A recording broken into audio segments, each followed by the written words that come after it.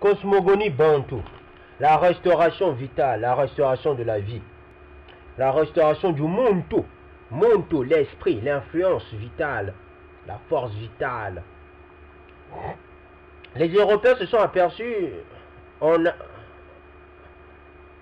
nous ramenant leur idéologie, leur manière de voir le monde, de percevoir le monde, leur conception d'inaugurer le monde vers la décadence de la fin de l'humanité si le peuple bantou ne se réveille pas d'ici là.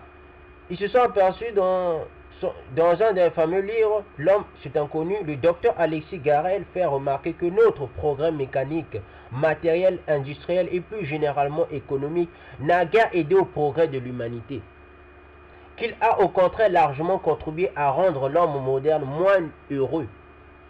Du fait qu'il a méconnu et négligé l'homme. Vous comprenez d'où nous allons si le peuple bantou ne se réveille pas? C'est pour cela que le Messie disait, vous êtes la sagesse du monde. Christ disait, pourquoi vous êtes la sagesse du monde? Parce que la religion ou la spiritualité du peuple bantou est basée sur la sagesse.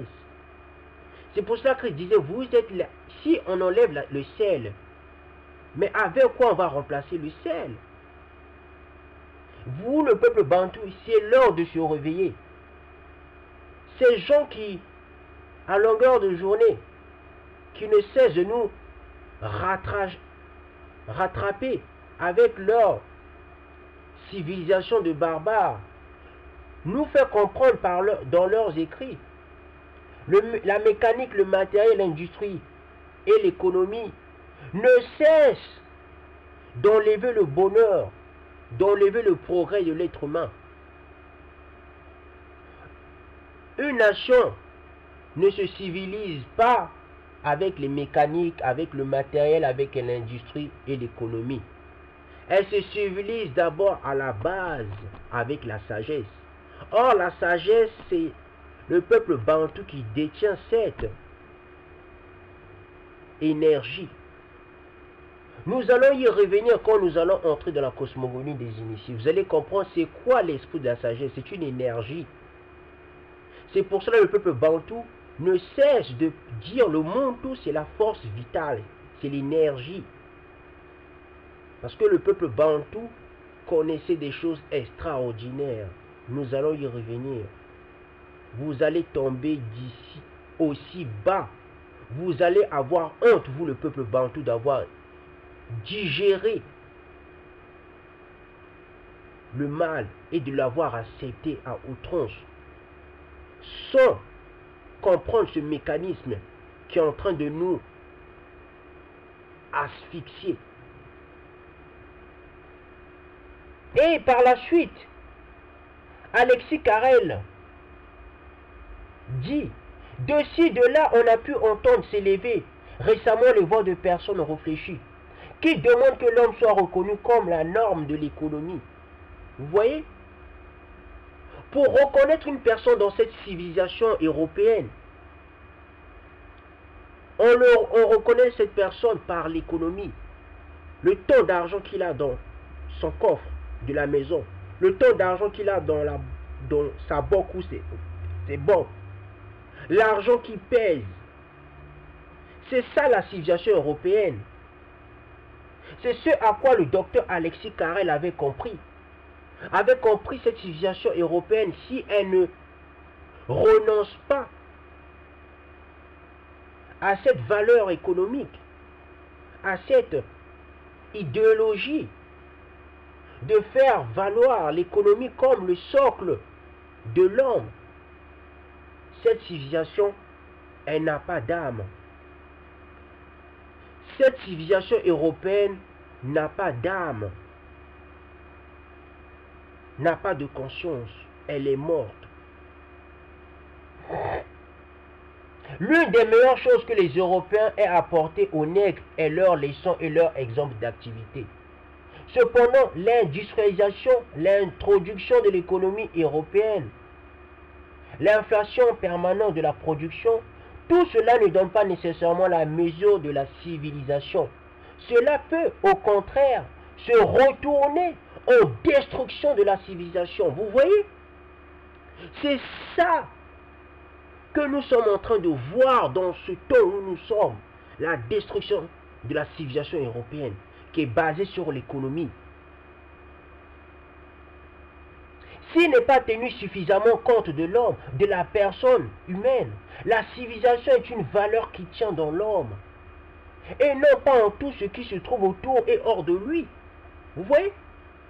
On reconnaît une civilisation par l'importance que cette nation donne à son entourage, à ses frères, ses sœurs, de la maison, de l'extérieur. Quand nous sommes en train de voir des Noirs qui sont en train de souffrir au Liban, au Libye, en Arabie Saoudite, chez les Maghrébins, ainsi de suite, partout. C'est pour vous montrer à quel degré où nous sommes de civilisation. La civilisation européenne, occidentale, est basée sur l'économie. C'est ce qui fait en sorte l'Afrique en train de souffrir ou Kachop en train de souffrir. Ces munitions qui sont la richesse. Ces munitions qui sont l'homme à proprement parler. Parce que l'homme est une richesse. La femme bantou est une richesse. L'homme africain ou Kachopa est une richesse. Mais la civilisation européenne ne la voit pas de la même façon que la civilisation bantou. Parce que la civilisation européenne, elle est basée sur les matières premières, l'argent, le matériel. Elle n'a pas d'âme. C'est ça que j'avais dit. Je suis en train de vous initier. Je suis en train de vous faire ouvrir grand vos oreilles, ouvrir vos yeux. Parce que le peuple bantou doit se réveiller. Le peuple bantou ne va pas se réveiller avec le franc CFA, avec l'économie. Le peuple bantou a déjà tout ce qu'il faut.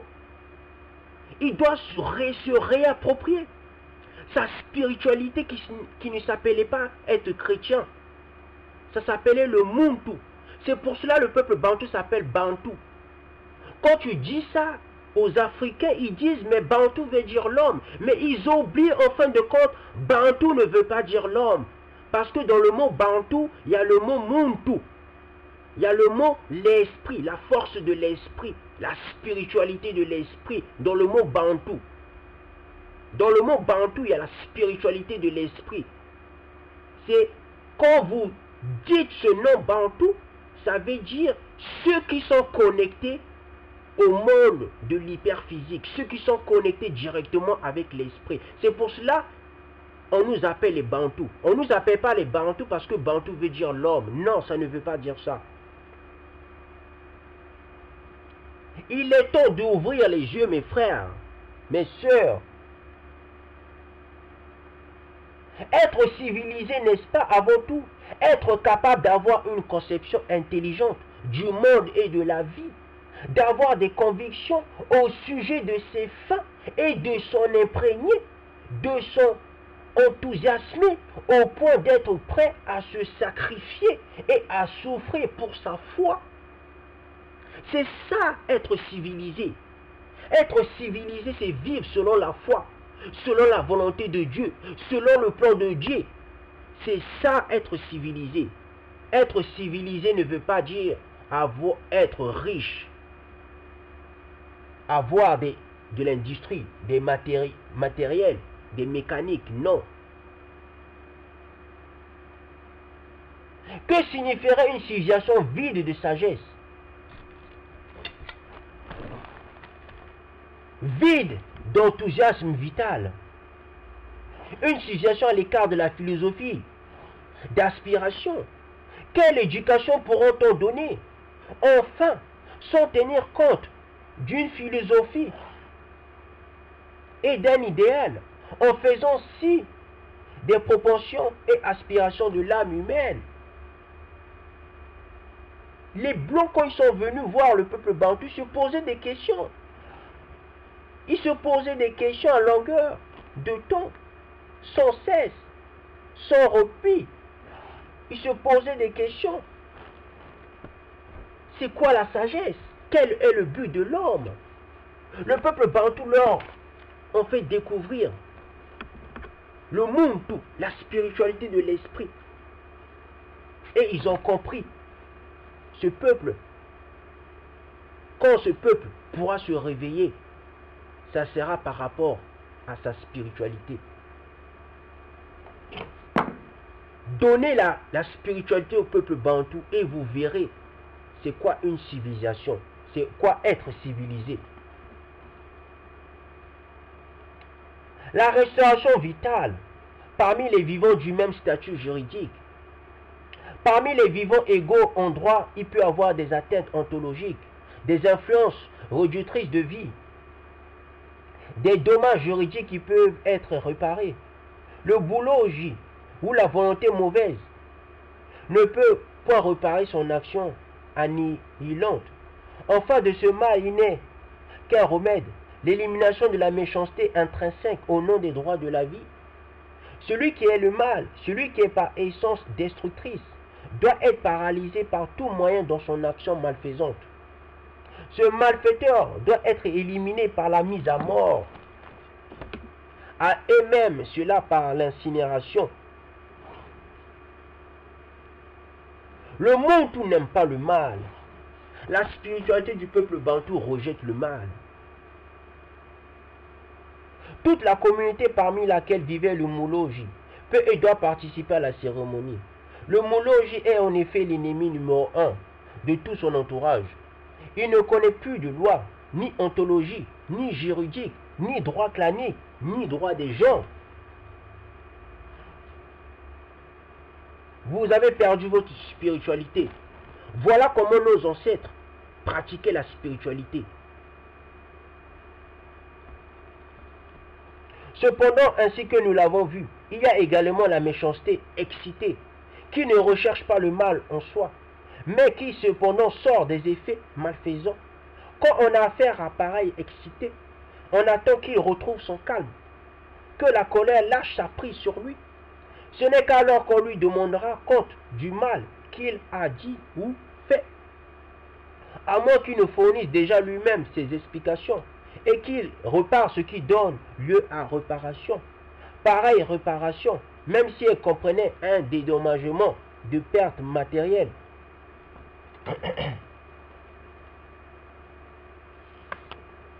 a un caractère plus profond. Un semblable arrangement à l'amiable ne se fait jamais sans l'intention expresse de réparation vitale.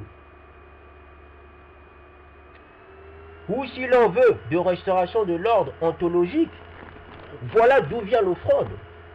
Vous comprenez d'où vient l'offrande de la Bible? Elle sert à réparer. Même l'offrande qui est dans la Bible est directement liée même à la tradition du peuple bantou, aux coutumes du peuple bantou. C'est seulement le mot qui est en train de vous bousculer. Mais la définition du mot, elle est directement rattrapable.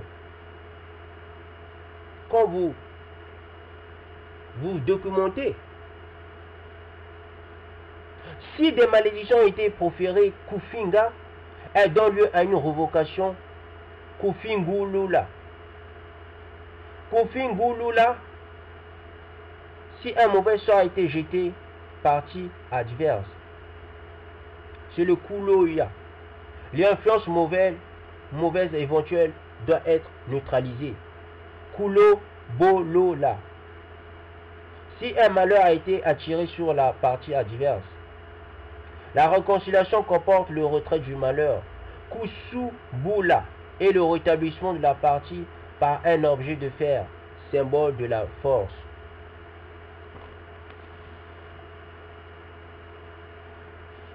Les influences mauvaises éventuellement exercées sur la classe collective sont neutralisées par la confession de l'imprécateur Kuchula Muifiaku. À l'occasion de chacune de ces réparations vitales, reparaît la preuve externe de l'expulsion de la mauvaise volonté par l'éjection de salive, couper la mata. Bien que j'ai dû m'en tenir à le brosser en grand trait, J'espère avoir pu faire un exposé de la conception bantoue de la lutte du bien et du mal, du droit et de l'injustice. C'est une lutte qui, chez les Bantous, ne peut se terminer que par la restauration vitale. C'est pour cela dans la Bible, il est dit, je viendrai restaurer les Hébreux, je viendrai restaurer mon peuple. C'est ce que nous voyons aussi dans la tradition du peuple bantou. Il faut toujours la restauration. Les mots de la tradition de la coutume ou des coutumes du peuple bantou se rattrapent, se rejoignent indéfectivement dans les Écritures, dans la Bible. Dieu exige la reconnaissance de son rang vital. Il peut y contraindre les humains en abattant des plaies bicupaux